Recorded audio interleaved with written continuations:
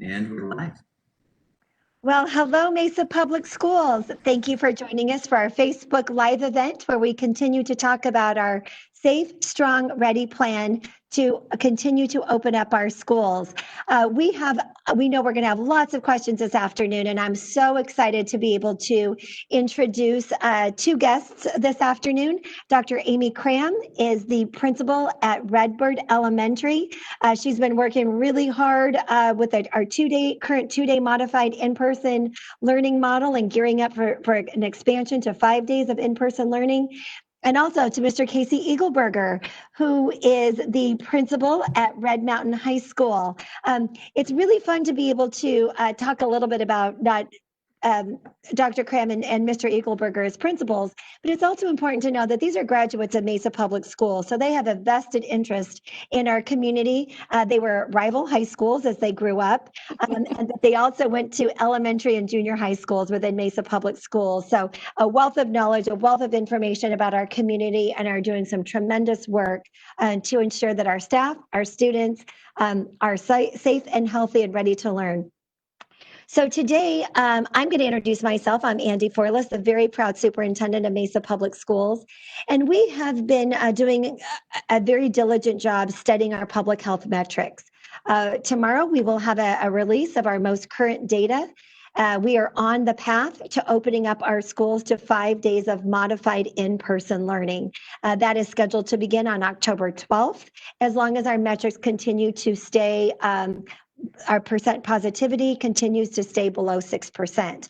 We will send out a formal communication to our community tomorrow, and then a confirmation communication on October 8th saying, yep, we're ready for 5-day modified in person. So that'll be important for all of you to be watching your email as well as text messages from Mesa Public Schools. So let's get started. We're going to get questions rolling in here really fast from our Facebook Live group. And those of you in the audience, you are in for such a treat. You've got two dynamic principals with amazing senses of humor. So let's see how this one goes. We've got 30 minutes together, so here we go. One of the questions that is coming through is, I have questions about my school's 5-day modified in-person learning plan. What is the teachers going to look like? What is the schedule going to look like? Who should I contact? Do you want to take that from the elementary perspective, Dr. Cram, and then we'll talk about the secondary perspective with Mr. Eagleberger. Absolutely. So we are, first of all, so excited to have all of our kids back on campus together, the ones that are attending in person. So what that's going to look like is we'll have a percentage of our students that remain in the remote learning environment, and they will stay with the teacher that they have and continue to work from home. And then we will have our in-person students will be coming 5 days rather than just the 2 days. So we're very excited to have them back.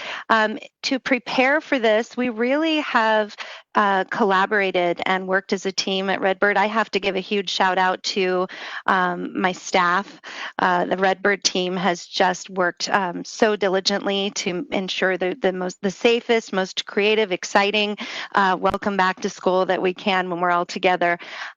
We really took a walk kind of through the day of a student. So we'd start from the very beginning and kind of envision what our families and our students would be approaching kind of as they work through their day. So everything starting from drop off and making sure that we have additional staff outside to help our parents and our kids get to where they need to be, and reminding students to wear their masks. We have masks available for families that are walking their students up from their car walking to school.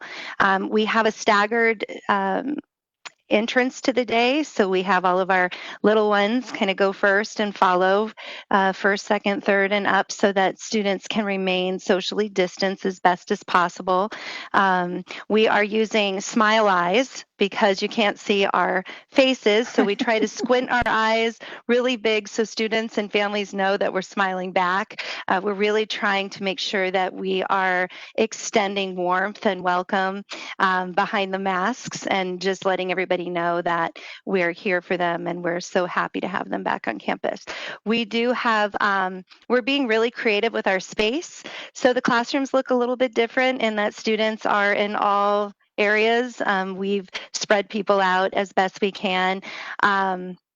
And the playground equipment, for example, the children will have their recesses, but we do have those jungle gyms and things disinfected. We also are keeping students in cohorts of grade levels just to help extend that safety as much as we can, possibly can.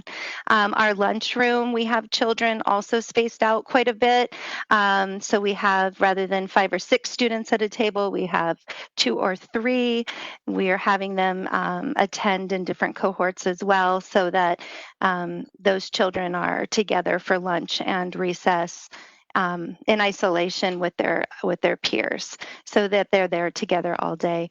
And then dismissal, same thing. We our parents and guardians and families have been amazing and supportive in adapting to some of this, these changes. So we do have a staggered dismissal as well. Our little ones will come out first through the older students. So we really have just come together as a staff to try to think about every possible creative, safety measure that we can come up with and still make it a warm, welcoming, enriching day for our kids. Excellent. So that is a great snapshot of what an elementary school day could look like. And know that we are a very large school district, and so every elementary is going to look a little bit different, but that's a great overview. Thank you so much for sharing that, Dr. Cram. And Mr. Eagleberger, talk us through a little bit about high school. What a different place than an elementary school. Yeah, we have not used the term smile eyes. I don't know if that would help convincing. So you can borrow that, Casey, if you want. Okay. So a lot of things that Dr. Cram mentioned, apply to the high school. One thing to acknowledge right off is the size of our high school. At one point last year, Red Mountain was the 3rd largest high school in the state. And so we don't ignore that. And we've talked about the organization and planning a long time. I think the key is, and the staff has been wonderful because we feel like we had to be taught the mask and the distance and how to communicate and how we do proximity and where we meet and how we do that, and be an example when the students came on campus. So before we even had the kids 2 days a week, I went out to Queen Creek School District, the Gilbert School District, walked the halls, talked to admin, talked to teachers about how do we organize this, because kids are switching classes, and knowing that the size of the schools presented an issue that you just can't change. So early on, we put a lot of signage, tape in hallways with arrows, making sure we walk the halls, walk the buildings. Things that we found out weren't successful, then we fix those. Every table right now on campus says 4 people per table. Kids have been great, excellent. When we had 2 days a week, it's easier to space in a classroom. And so when you have 5 days a week, you're going to have more kids in a classroom, and sometimes a certain footage of distance just not possible. But what we can control is wearing a mask, dispensers in there, disinfectant, facing forward, minimizing travel between hallways. We limited the number of students in the bathrooms, and the kids have been fantastic about doing that. Minimal issues. We just had a staff meeting today about, being prepared and organized the best we can, and knowing that there's a little bit of fear on everybody's part, and to acknowledge that, and that's okay, and how we can support each other and support the students. So there's a lot of talk about when we come back for both our remote students and in-person students is treating that like a first day, first week of school. Don't worry about all those things you can't control. And remember, these kids have not been in a school setting this large since before spring break. And both kids will do crazy things and adults will do crazy things, and realize that there may be a few mistakes, acknowledge those, but then we work to correct them. And, it's exciting. There's trepidation, there's the reality. We respect everybody's comfort level because you got over 240 staff members from classified and certified. So we have to know each other's comfort level, because when those kids walk into a room, they're going to follow our example, and we want to be confident and comfortable to minimize their anxiety. So, things they're doing in class 2 is just very creative ways to capture kids. We recognize at the secondary level that we're concerned about grades.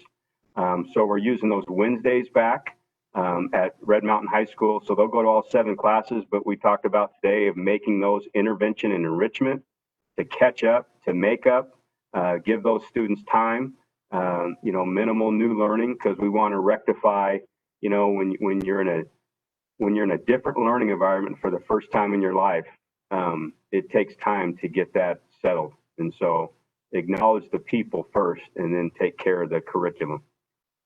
And then once we add smile eyes, it should just to Anita. It just brings it all together, Casey. I'm telling you, it really does. Okay. All right. You're welcome. Well, and I think the really important message here is that we are a people business, and we are designing systems and structures to support people, both our students, our families, and our staff. And I just really appreciate the attention to detail that is being made to welcome people in and make them feel comfortable. And I know that our listening audience has such appreciation for our teachers and our administrators as you're redesigning everything we thought we knew. Right? Like, what does that look like? We do have a question that came in, and I'll hand this one off to you, Casey. And then also for you, Amy. If a family has chosen remote, can they switch to modified in person? And if they chose modified in person, can they switch to remote? We know that at the survey time, they made their selection for the first semester. So I think the question is, if you're not, maybe they want to make a different choice prior to the beginning of second semester. So how are you going to handle that at Red Mountain? We handle that case by case. And so we take that name. Our counselors have been awesome because it can be pretty cumbersome. But we also want to be kid first, just taking the time. So like this week, when we've gotten some of those, once it was announced, we're taking those names and working on those schedules individually. Accommodating that switch as we gear up for second quarter. Once that second quarter hits and we get a week or 2 into it, and there's a need to switch, and maybe someone switched a couple times, that's something that we have to look at, because then there becomes a size in classes and numbers, because you're dealing with the safety issue with numbers of kids and a balancing of classes. But for last week, this week, we've accommodated those requests and want to do the best we can to do those. Probably 2 or 3 weeks ago, even before the 2-day a week, our counselors probably did over 200 schedule changes alone just to try to match remote to remote, in person to change. The community has been awesome, the support about understanding and patience. So I applaud all of the Red Mountain folks out there for understanding. And, like I said, we want to accommodate those to the point where we just can't do that if it's causing numbers that just create an environment that's just not the right environment during a pandemic. How's that looking for you, Amy, at Redbird? We recognize that families, have different circumstances that they may need to change, or they may feel differently as we learn new things about, this uncertain time. And so we do our best to try to accommodate the family. We do want to maintain our high quality standards for the academic environment and the safety standards as well. So it is a balance, like Mr. Eagleberger was saying. So what we do is, if we have space, there's no question, we move the family right away. If we don't have space, we try to accommodate in different ways. So for an example would be, if a family wants to come back in person, maybe there's a family need that a parent or an adult or somebody that can help the students can't be home, then we will bring those children into the online learning center, on-site learning center here, and use a waiting list. So we'll put the children on the waiting list so that if we do, the family does leave and that a space opens for that child, they can join in person, but they can be in our care and we can support them with their online learning here on campus as a, it's kind of just until a space opens for them in the classroom. So same type of thing. We're kind of looking at it as a case-by-case basis, but when we can do it, we will. Thank you. And I think that's important to know. And I think that as we've done this Facebook Live series, it's been really important to tell our viewing audience that the answers to their detailed questions are best posed to their principal at the school level, because all of our schools are so different. So these are generalities around how you're working. One of the things that will continue when we move to our 5-day of modified in-person instruction is that we will have on-site support centers at every one of our campuses. So as Dr. Cram mentioned, that's always an option. There's a registration process and so on. So those will not go away. We've got a question about a couple of questions about masks. One of them is, let's talk about at the elementary level. What does a mask break look like at the elementary level look like? And then what does a mask break look like at the secondary level? Well, first of all, I just have to say that our students have exceeded our expectations with the mask wearing. Our youngest students are wearing their masks with fidelity on our campus, and it's just it's amazing to see those little ones be able to handle all of that. A mask break, which we do give throughout the day, is where we take the classes outside and we spread them out, and they can walk around and maintain space and take their mask off. And, we let them stay out there pretty much, 10, 15 minutes if they need it. It can be shorter or longer. It just depends on, what the child needs. Or if an individual child needs a break, we can have an adult take them for a walk outside and they can take their mask off and take a little break. So we really try to accommodate the students, and try to make them as comfortable as possible so they can stay focused on their learning.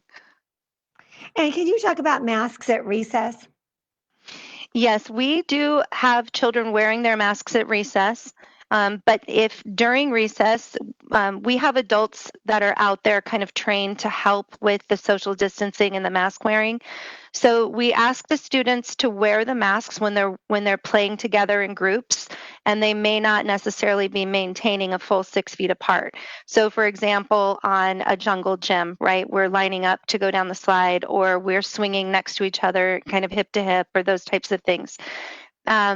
But if they want to take their mask off, they know that they can kind of walk separately away. They can go in a group. They just need to spread out, 6 to 8 feet apart. It's amazing that, like I said, even our kindergartners kind of know how much space that is.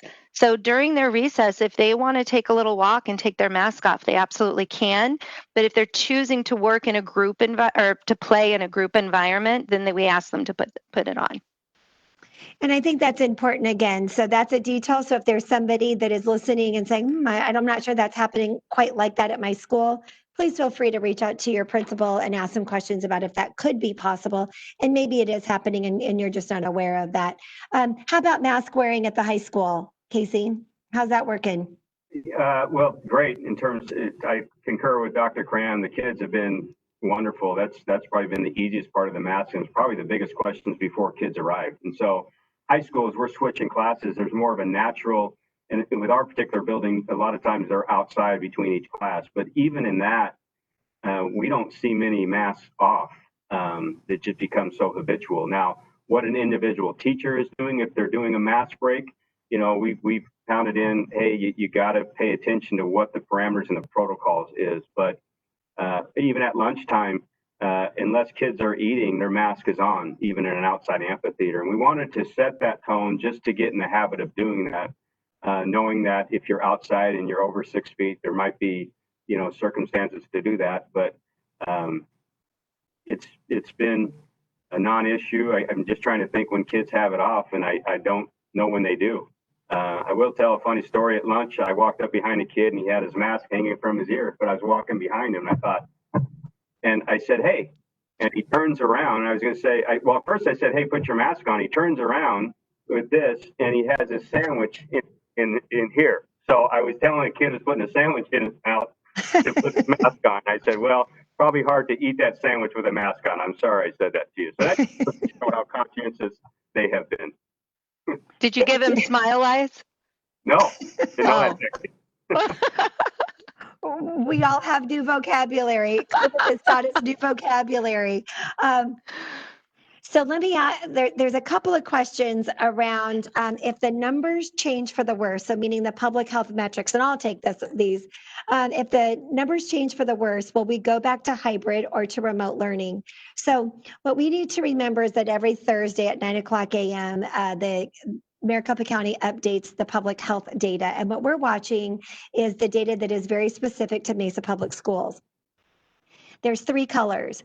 There's red, yellow, and green. So we are currently and have been in the yellow. Yellow is that we meet the criteria for hybrid learning, and that definition is that we have kids in person and in a remote environment, just as our 2 principals have talked about.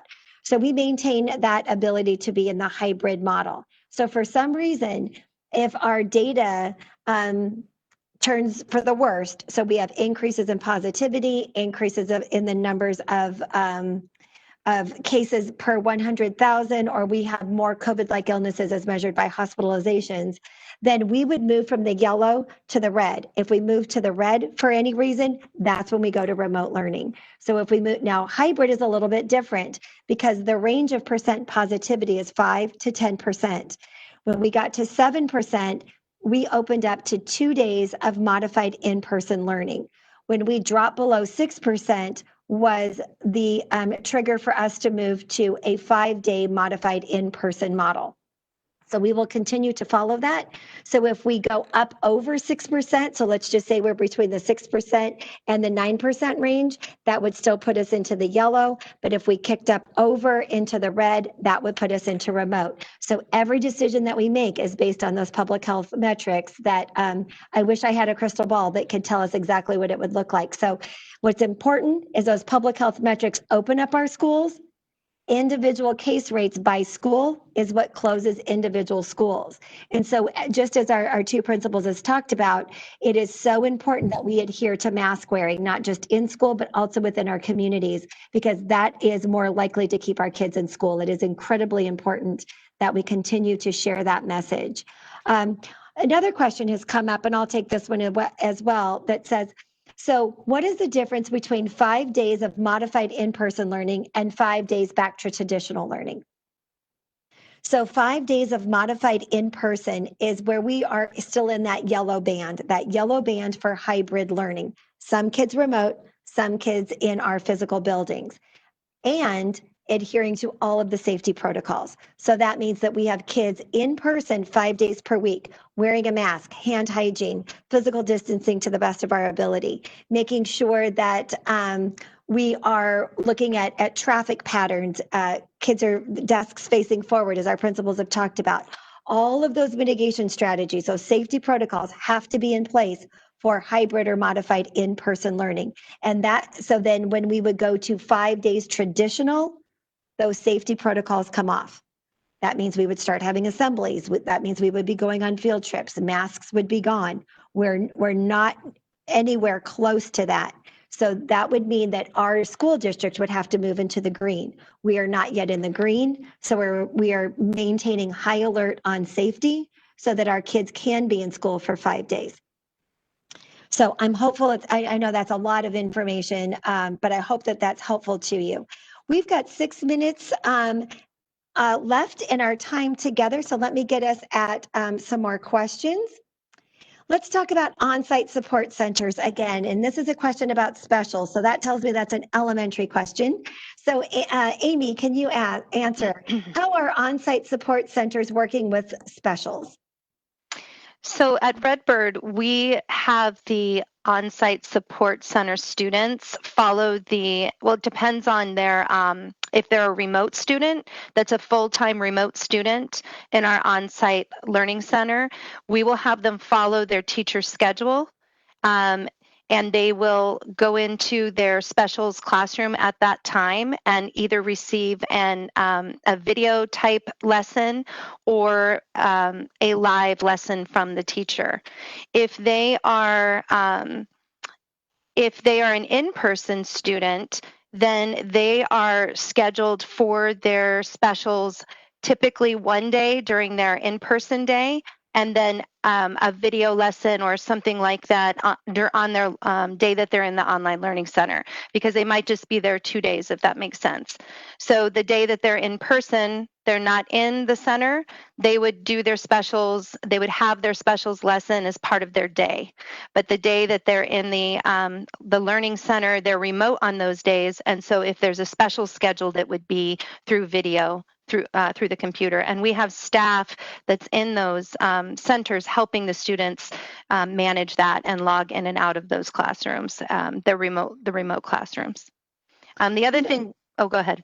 Oh, no, go ahead. I was just going to say the other thing we do here at Redbird, and I know that this is different for, from school to school, but our on-site learning center students do join their classes for lunch and recess and things with their peers. So we don't have those children eating separately or playing separately. We just push them in with their peers during the school day. So it really, I think, helps with the, gives them a chance to be with their peers.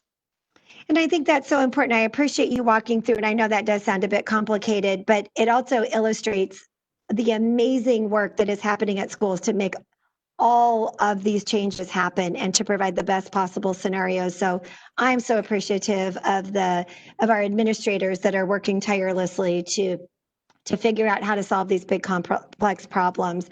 So thank you again. That was a great way of walking us through. And then Casey, at the secondary level, who's running the on-site support center at the secondary level typically? So on our campus, it's our assistant principal, Dr. Jim Gowdy, and there's probably 2 or 3 staff members working with him at a rotating basis and overseeing those on-site learners. We have a pretty minimal number at Red Mountain High School. I don't know what the numbers are at Redbird, but at the secondary level, I don't have the numbers in front of me, but it rarely is it over 20, and a lot of times it's under 10. So. Yes, we're in the same position, a mixture of full-time remote kids and in-person students coming on their days off, but it's a pretty small group. And I think that's important to remember is that these on-site support centers were a mandate from the governor's executive order that said that when you have children in a remote environment, schools must provide a safe space to access the internet. And so they are not staffed typically by teachers because teachers are teaching. So you're going to hear that there's support staff or perhaps an assistant principal as Mr. Eagleberger talked about. So it's different school by school, making sure that we have the appropriate staffing. So we are coming up to that. We've got about 2 minutes left. I would love to ask a question about what we can do to help our kids transition to a 5-day model. Just words of wisdom, words of advice from an elementary principal, secondary principal. We've got kids that have been remote, kids that are 2 days, and now we're moving to a 5-day model. What are your words of advice? We'll start with you, Amy. I think a couple of things. One is to ensure that they're well rested. I think that the schedules have been, we haven't had a schedule that is set for a long time when they're used to being at school every single day. And if you think about how long it's been since we were shut down for fourth quarter, last year. So a lot of time has passed where students haven't been, up at this time, at school by this time, and really just the physical stamina of the day. We've noticed a lot of our students that are back in person, they're tired. They're tired and hungry. It's so funny. I think they're used to being able to grab a snack whenever they want, right? So our staff as well. So I think having just children well rested so they can have the energy to enjoy their day. Another good thing is just to tell your student that things will be a little different. But different is okay, because we are working so hard to make sure that students, especially at the elementary level with our young kiddos, is that they just feel cared for and happy and are doing activities here on campus that make them want to come back the next day. So having the energy, I think, is my number one piece of advice. Get them to bed a little bit earlier and know that they're going to come home, pretty tired. All right. And how about our high school kids? What's the best advice? I don't know if I can convince the high school kids to sleep. I have high school kids of my own, so I don't know if I can ever. Yeah. I really think just prepare yourself, know your comfort level. Don't judge anyone, whether you're in person or remote. And I think the biggest key is we have to work together to progress. And it's neat in a sense. I don't know if I want to use the word neat for anything like this, but we've all demonstrated we can do consistent things together to work for something and to continue that. You have a little bit more kids in class, you have more friends on campus than you did before. Don't lose sight of what you've put in and the consistency of working together, not only a lesson for just what we're doing now, but in life with so much going on, that keep safety the priority. The better we do it together, the more progression we should show. And that's the ultimate goal. And don't lose sight of that. That's the most important thing. Keep working together one day at a time, 1 week at a time. And when things don't go your way, it'll solve. Unfortunately, you get, based on statistics, you get cases, and you need to make sure that we all do that may happen. And just keep doing the best you can. Don't give up on anything just because it didn't go your way at a certain time or week. And adults, the same thing, all of us. So keep your emotional control in check, whether you're an adult or a kid. So that's what I would say. Good advice from both of you. And it really makes me think about resilience, right? I think our community has demonstrated an incredible amount of resilience and patience as we are all trying to reinvent what school looks like during a pandemic. There are no right answers. There's no easy answers. But I can tell you, we've all been working harder than we've ever worked before. And we're trying to think of new ideas every single day. So I appreciate both of you. Dr. Cram, Mr. Eagleburger, thank you so much. Your days are busy, and sharing some information with our community is so very helpful. And I want to remind our community that next week is fall break. Please rest, relax, gear up, as Dr. Cram says, get some sleep. Make sure we're following those safety protocols at home as well, so our kids return happy and safe as well. And we will not have a Facebook Live next week because we will be on fall break, but we will be back on the 14th of October. You will be hearing from the district through district communication. I'll just shout out a reminder. Tomorrow, we will update with our public health metrics that guides our decision for 5 days of modified in-person learning. And then again, a confirmation communication on October 8th that says our doors are open, come on in 5 days a week, or if our data doesn't go the right way, we might have a different message. But early indicators are we're in good shape. So I am so proud of the work that both of you are doing. Please thank your staff and community. Thank you for joining us. We, as Mr. Eagleburger said, we're all in this together. Have a wonderful evening. Thank you. Thank you. Thank you. Bye-bye.